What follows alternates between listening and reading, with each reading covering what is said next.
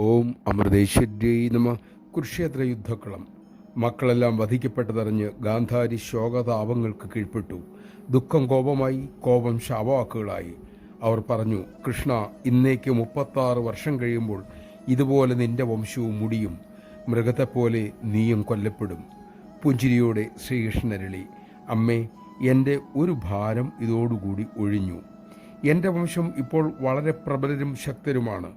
ലോകത്താർക്കും അവരെ കീഴടക്കാനും സാധ്യമല്ല. അവർ തമ്മിൽ ശണ്ട കൂടിയേ നശിക്കൂ. അതുകൊണ്ട് ഈ ശാപം ഞാൻ സ്വീകരിക്കുകയാണ്.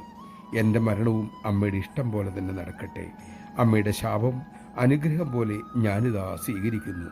ഇത്രയും പറഞ്ഞ് എളിയവനെ പോലെ ഭഗവാൻ തലകുനിച്ചു.